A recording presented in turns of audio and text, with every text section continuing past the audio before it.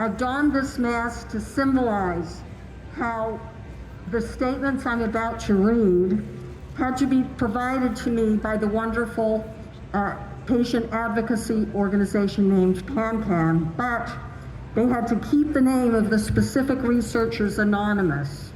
What's going on is an intolerable suppression of scientific freedom in this country, and of course a muzzling of so many other US citizens and inhabitants due to actions of our authoritarian and oppressive so-called leaders. But these are statements that PANCAN collected, that have to be anonymous because of threats of destroying their research.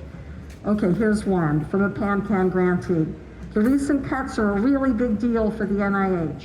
People are getting fired without warning, and it's not clear what's going to happen next. We know the science is still important, so where do we go from here? Here's another one from a PANCAN Scientific and Medical Advisory Board member, quote, since this administration took power, all meetings that finalized grant funding, so-called council meetings, and 4147 grant review committees called study sections, which identify the 10% of grants that deserve funding, have been canceled. This negates medical research funding for 70% of a year, maybe more depending on what happens in June. The job is hard enough without this to deal with. Our trainees often look at how hard we work and say, not for me.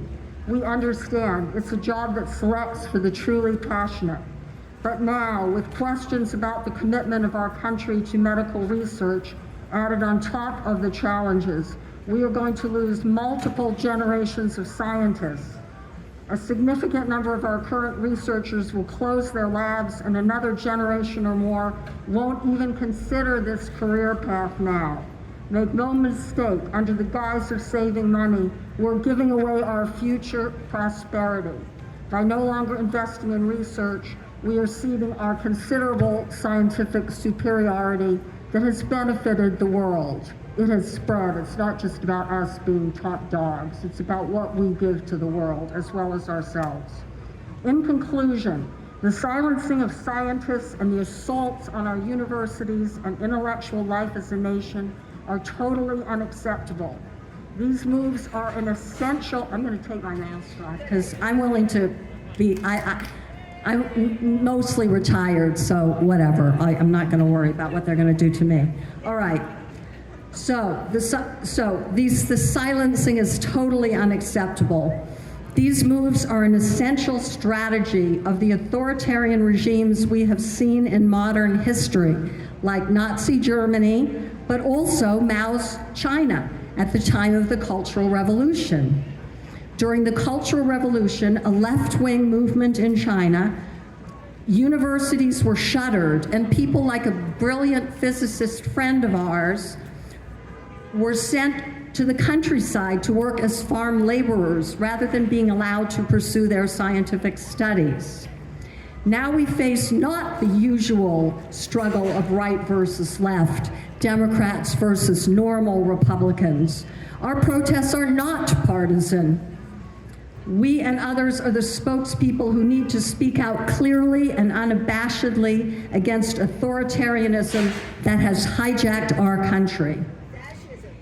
Yes, fascism. And I don't have time to go on about that, but yes, it's fascism. And there's some interesting articles saying that one of the strategies of fascism is to normalize outrageous behavior and make it so normalized that people think that to say the word fascism is hyperbole.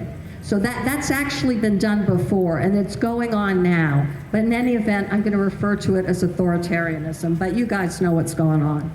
Okay, so it is not partisan to speak out for science. It is not partisan to speak out for democracy. It is not partisan to see the parallels with fascism and totalitarian regimes that have set other countries back, sometimes by generations. This is not normal politics and not partisanship. This is common sense and the upholding of valuable traditions of our country that have inspired the world. Okay, I'm going to take one more minute. My grandmother, who died long ago, grew up in Tsarist Russia, and she told me, with her voice shaking, about how in secret people had passed around the Declaration of Independence. It was a radical document. So we are not radical when we speak for freedom and democracy. All right, I can't help but say that. All right, I'm almost done. Okay, but here's a really important point. Our universities and key scientific and medical institutions are being attacked, and most leaders are afraid to speak frankly about what's going on for fear of eliciting further devastating attacks. The reality is that, for example, most of our university presidents and faculties, the university presidents, the universities and faculties need to band together and speak out forcefully as possible. There is a strength in numbers. If the universities do not do this, thinking that somehow they will be spared, I warn that they will be picked off and destroyed one by one.